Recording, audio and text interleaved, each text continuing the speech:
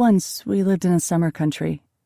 In the woods, there were tree houses, and on the lake, there were boats. Even the smallest canoe could take us down to the ocean. We'd paddle across the lake, over a marsh, down a stream, and come to the river's mouth, where the water met the sky. We'd run along the beach on a salt breeze, leaving our boats on the sand. We found the skull of a dinosaur, or maybe a porpoise. We found skate eggs and shark-eye shells and sea glass. Before sunset, we'd paddle back to the lake, returning for dinner. Loons sent their haunting calls across the water. To wash the sand from our ankles, we jumped off the dock and screamed. We dove and flipped as the sky turned violet. Uphill from the dock, deer ambled onto the sweeping lawn. Their grace was deceptive, though. They carried ticks, and ticks carried disease. It could make you crazy, steal your memories, swell your legs, or droop your face like a basset hound's. So when they bent their elegant necks to nibble the grass, some of us shouted taunts, sprinted toward them, flailing.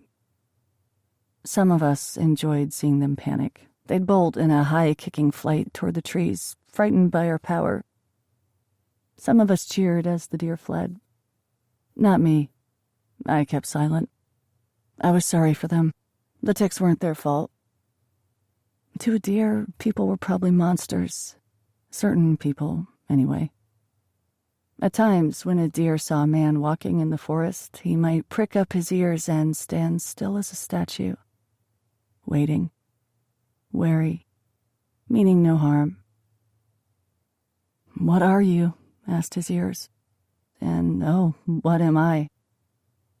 Sometimes the answer was, "You're dead," and the deer crumpled to its knees. A few pets had come with us for the summer.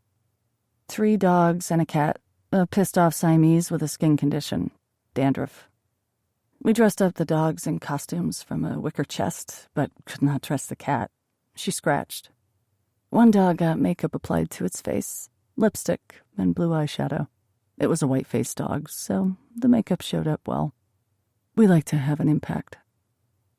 When we were done, the lipstick went back into some mother's Fendi handbag. We watched her apply it, unaware. That was satisfying. We put the dogs in a play and invited the parents, since there was no one else to be an audience. But the pets were poorly trained and failed to take direction. There were 2 soldiers and a fancy lady we'd dressed in a frilly padded bra. The soldiers were cowards, deserters, basically. They ran away when we issued the battle cry, a blaring klaxon. It went honk. The lady urinated. "Oh, poor old thing, she has a nervous bladder," exclaimed someone's chubby mother. "Is that a Persian rug?" Whose mother was it? Unclear. No one would cop to it, of course. We canceled the performance. "Admit it, that was your mother," said a kid named Rafe to a kid named Suki when the parents had filed out. Some of their goblets, highball glasses, and beer bottles were completely empty, drained. Those parents were in a hurry then. "No way," said Suki firmly and shook her head. "Then who is your mother? The one with the big ass or the one with the clubfoot?" "Neither," said Suki. "So fuck you." The great house had been built by robber barons in the 19th century, a palatial retreat for the green months. Our parents, those so-called figures of authority, roamed its rooms in vague circuits beneath the broad beams, their objectives murky and of no general interest. They liked to drink. It was their hobby, or, said one of us, maybe a form of worship. They drank wine and beer and whiskey and gin, also tequila, rum, and vodka. At midday, they called it the hair of the dog. It seemed to keep them contented, or going, at least. In the evenings, they assembled to eat food and drink more. Dinner was the only meal we had to attend, and even that we resented. They sat us down and talked about nothing. They aimed their conversation like a dull gray beam. It hit us and lulled us into a stupor. What they said was so boring it filled us with frustration. And, after more minutes, rage.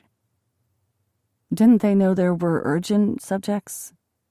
Questions that needed to be asked? If one of us said something serious, they dismissed it. "May I please be excused?"